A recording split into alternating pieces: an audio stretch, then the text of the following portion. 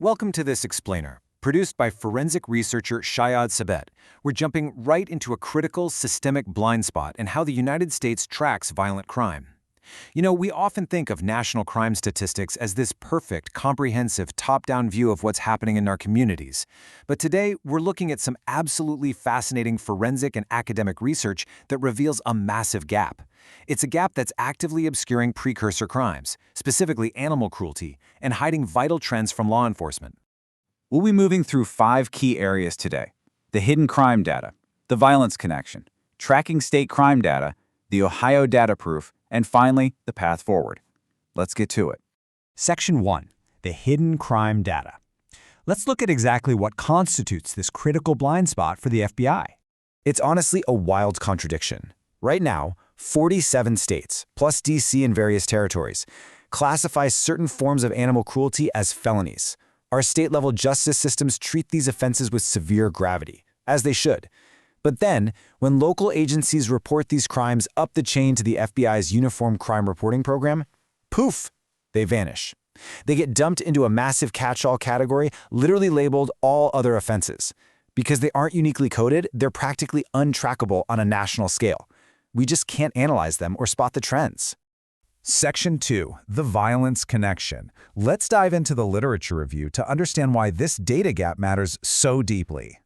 Get this. Way back in 2005, the FBI themselves actually called this out. In a report to Congress, they stated that distinguishing these offenses would enrich their database and give law enforcement the disaggregated data they desperately need. So the issue isn't that the feds don't know it's a problem. It's a technical and bureaucratic hurdle that's just been sitting there, unresolved. And why is this disaggregated data so absolutely crucial? Well, decades of academic literature paint a pretty clear picture. We're not just talking about isolated incidents of abuse here.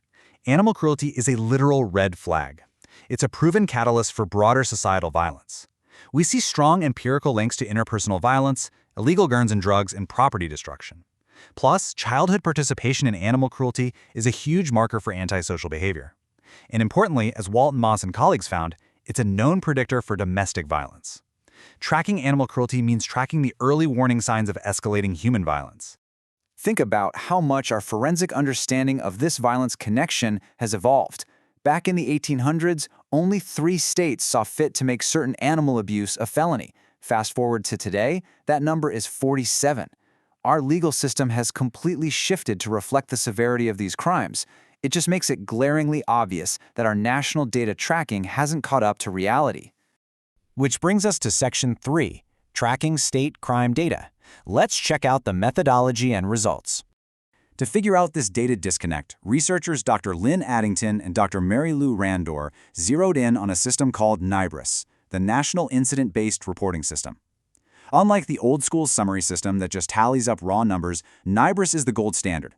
It collects super rich, granular details on demographics, weapons, locations, you name it. NIBRIS is the exact reporting mechanism that holds the potential to capture the precise forensic data the FBI wants. And when the researchers surveyed state programs, the findings were incredibly encouraging. 64%, nearly 2/3 of the responding states, are already receiving some form of animal cruelty data from their local cops, mostly through incident-based reporting. So the data exists, it's already being gathered at the local level, it just isn't being pushed up to the national stage. Even better, there's overwhelming consensus on the ground. A massive 85% of all surveyed states actually view collecting this specific information as highly useful to law enforcement.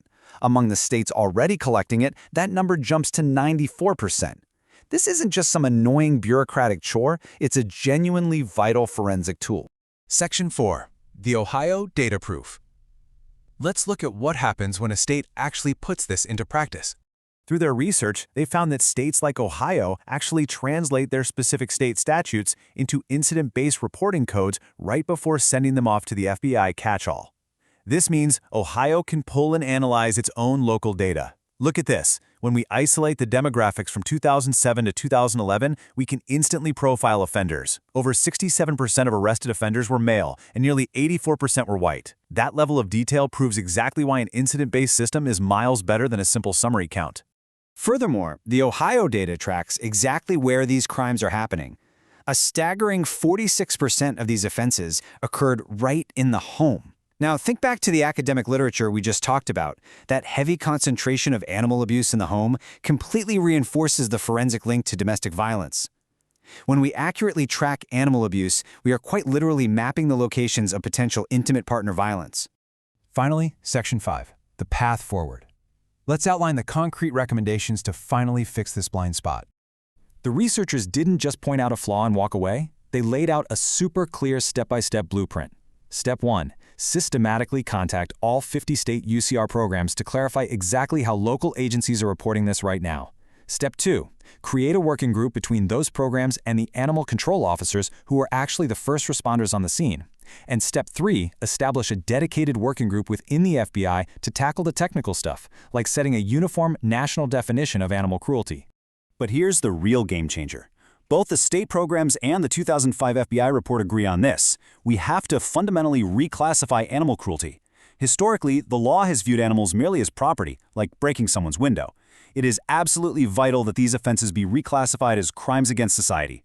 This accurately reflects the academic consensus that animal abuse is an indicator of broader, aggressive behavior that threatens the whole community.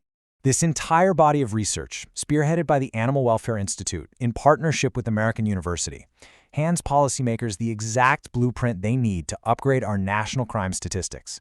It proves the data is largely already out there. It just needs the right plumbing to flow up to the FBI's national database. So, as we wrap up this explainer, I want to leave you with this final provocative thought. If we are fundamentally blind to animal cruelty in our national data, knowing full well it's a proven stepping stone to domestic violence and interpersonal aggression, what other violent precursor crimes are we completely failing to track before they escalate? It's a pretty sobering thought about the data gaps that shape our understanding of safety. Thanks for learning with me today, and remember, keep questioning the data we take for granted.